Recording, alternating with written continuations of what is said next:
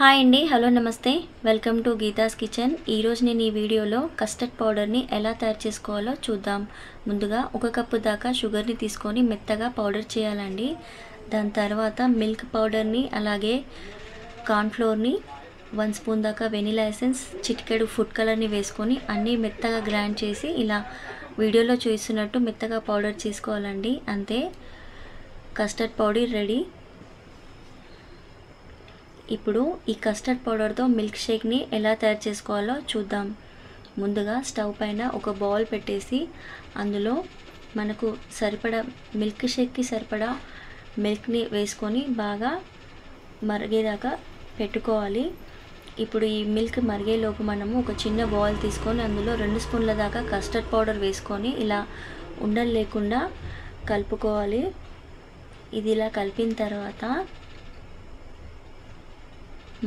మనకు అవైలబుల్లో ఉండే డ్రై ఫ్రూట్స్ని తీసుకొని కొన్ని సన్నగా కట్ చేసి పెట్టుకోవాలి, మరికొన్ని ఏమో మిక్సీ జార్లో వేసుకొని మెత్తగా పౌడర్ చేసుకోవాలండి.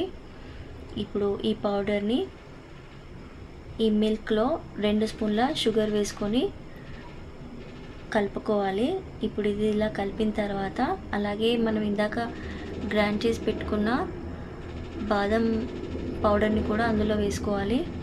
అది వేసుకున్న తర్వాత కస్టర్డ్ పౌడర్ని కూడా అందులో వేసి బాగా కలపాలి. ఇదిలా కలిపిన తర్వాత ఒక 5 మినిట్స్ వరకు చిక్కబడిపోతుంది. ఇలా చిక్కబడిన తర్వాత స్టవ్ ఆఫ్ చేసేసి ఒక 15 మినిట్స్ వరకు ఫ్రిడ్జ్లో చల్లారనివ్వాలి.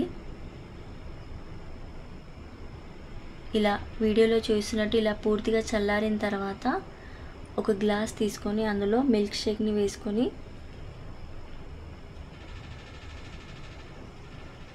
ఇందులో ఇప్పుడు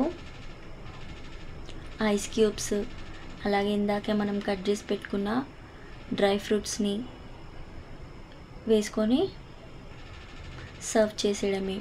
ఈ మిల్క్ షేక్ని అప్పుడే వచ్చిన అతిథులకు కానీ, ఈ సమ్మర్ సీజన్లో ఎండ నుంచి వచ్చిన ఇంటికి వచ్చేసరికి చల్లగా కూల్గా ఈ మిల్క్ షేక్స్ని సర్వ్ చేసుకోవచ్చండి. హ్యాపీగా తాగేస్తారు.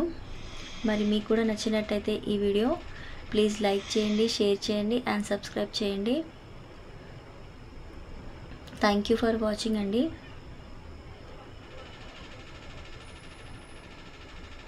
బాయ్ అండి.